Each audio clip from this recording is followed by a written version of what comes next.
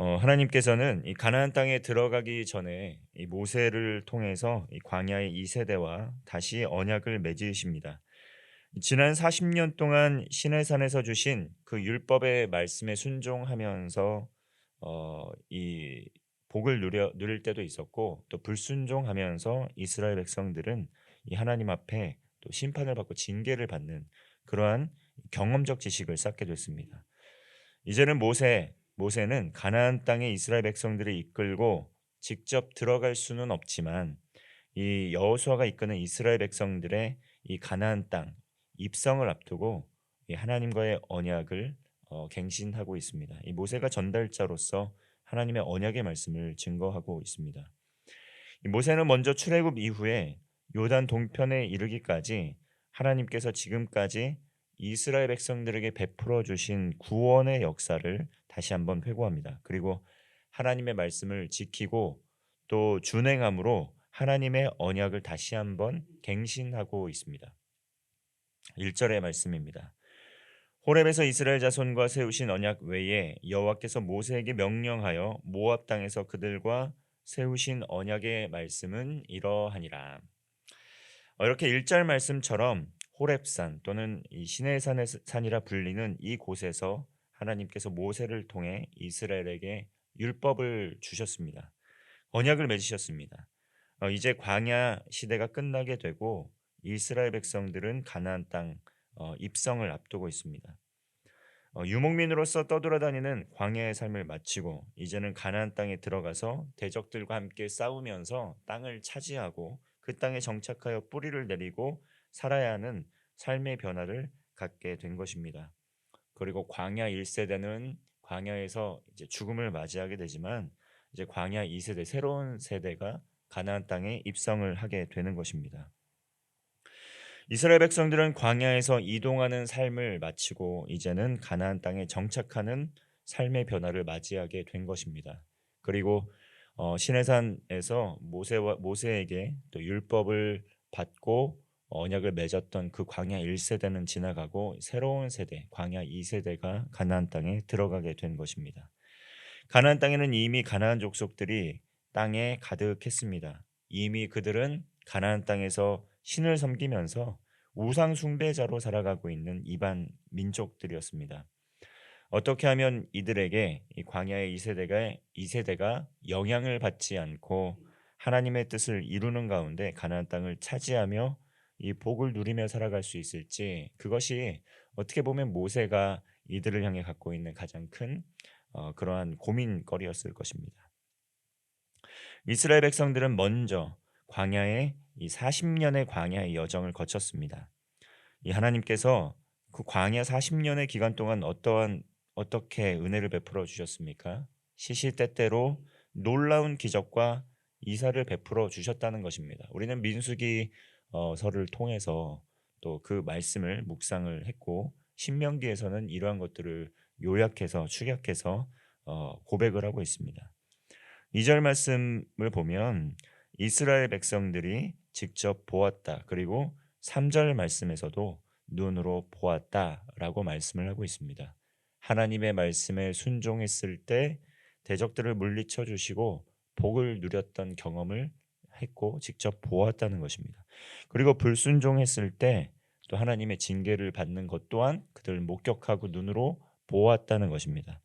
이것은 직접 여호와 하나님의 권능을 광야에서 경험을 했다는 것입니다.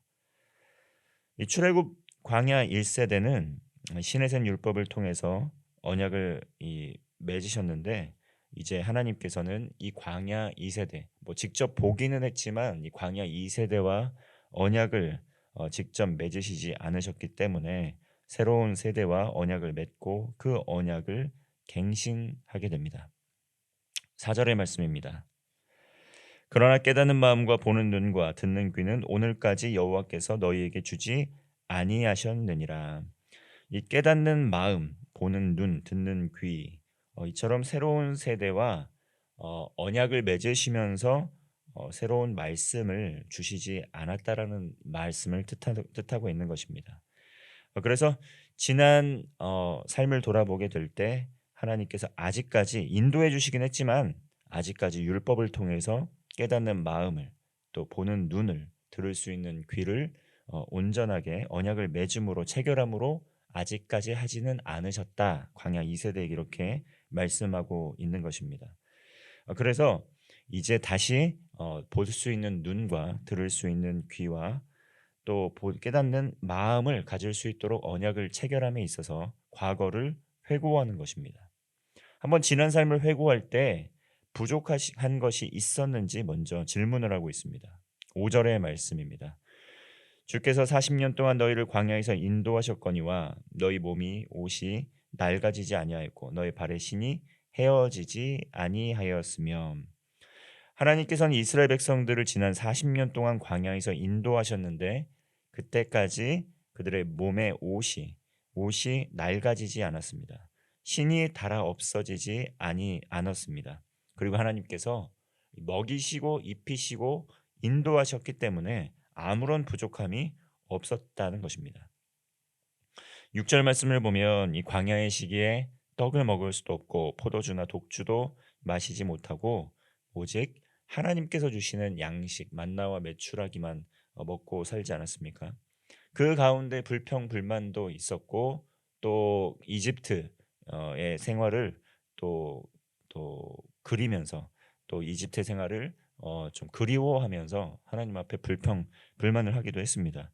이러한 척박한 환경과 상황이었지만 그래도 광야에서의 삶을 사는 동안 하나님께서 먹이시고 입히시고 굶어 죽도록 하지 않으셨다는 것입니다. 모든 것이 풍족하게 풍요롭게 다 채워주셨다는 것이죠. 이 기간 동안에 이스라엘 백성들이 할 수 있었던 것은 무엇입니까? 오직 여호와 하나님만 의지하면서 사는 법을 배우고 훈련했다는 것입니다. 7절 말씀을 보면 하나님께서 이 대적들도 물리쳐 주셨습니다. 아무것도 의지할 것 없는 그러한 척박한 광야의 상황 가운데 하나님께서는 대적도 친히 물리쳐 주셨습니다. 그리고 또 어떻습니까? 먼저 요단 동편에서 르우벤과 갓과 므낫세 반 지파에게 땅을 기업으로 분배해 주시기도 했습니다. 먹을 것 입을 것 주시는 그 하나님께서 땅을 기업으로 주시는 그 하나님을 섬길 때 무엇 하나 부족함이 없었다는 것이죠. 먹을 것 입을 것 의식주를 다 책임져 주시고 심지어 땅까지 약속하신 그 언약을 이루시면서 땅까지 기업으로 주시는 그 하나님, 그 하나님을 믿으면 우리가 복을 받지 않겠는가? 그 하나님의 약속의 말씀을 지킬 때 진정으로 복을 누릴 수 있지 않겠는가? 이렇게 말씀하고 있는 것입니다. 9절 말씀 우리 함께 읽겠습니다. 9절입니다. 시작. 그런즉 너희는 이 언약의 말씀을 지켜 행하라. 그리하면 너희가 하는 모든 일이 형통하리라. 아멘. 모든 말씀을 지켜 행할 때 형통함의 복을 누릴 수 있다는 것입니다.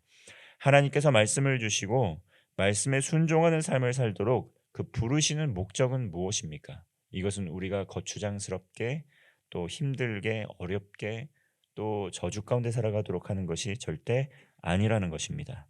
13절의 말씀을 보면 여호와께서 내게 말씀하신 대로 또 내 조상 아브라함과 이삭과 야곱에게 맹세하신 대로 오늘 너를 세워 자기 백성을 삼으시고 그는 친히 내 하나님이 되시려 함이니라. 아멘. 이것이 출애굽할 때에 하나님께서 이스라엘 백성들과 맺으셨던 언약이기도 합니다. 나는 너의 하나님, 너희는 나의 백성. 이 광야 2세대와 이 언약의 말씀이 변함이 없는 것입니다. 내가 너의 하나님이고 너희는 나의 백성이라는 것입니다. 하나님께서 우리의 하나님이 되어 주실 때 어떻습니까? 또 착취하고 이용하고 버리는 그런 하나님이 아니지 않습니까? 우리 하나님께서는 이 사랑하는 자기 백성들에게 모든 것을 풍요롭게 베풀어 주시고 어디를 가든지 무엇을 하든지 의식주의 문제들 해결해 주시고 땅을 선물로 주시고 그 안에서 복을 누리도록 하시는 신실하신 선하신 하나님 아니겠습니까? 그 하나님께서 자기 백성을 친히 삼아 주시고 하나님이 되어 주셔서 형통한 삶으로 초대해 주신 것이 바로 이 출애굽의 역사였고 또 가나안 땅에 들어가는 이 세대에게도 이 말씀을 하고 있는 것입니다. 가나안 땅은 세상 나라를 대표한다고 할 수 있습니다. 가나안 땅에는 세상에 어 이 세상 나라를 대표하고 있고 우상 숭배를 하고 있는 많은 이들이 있지 않습니까? 그런데 그 가나안 땅에서도 하나님을 왕으로 모시고 모든 것을 허락하신 그 하나님의 말씀을 붙들고 살아가게 될 때 진정한 복을 누릴 수 있다고 이렇게 말씀을 하고 계시는 것입니다. 이와 같이 하나님께서 친히 자기 백성을 삼으시고 하나님이 되어 주신 것은 우리가 하나님의 복을 누리며 살도록 하기 위함입니다. 축복하시기 위해서입니다. 이와 같이 하나님께서 이 이스라엘 백성들처럼 지금까지 우리의 삶을 회고해 보아도 여기까지 인도해 주신 것 하나님의 은혜입니다.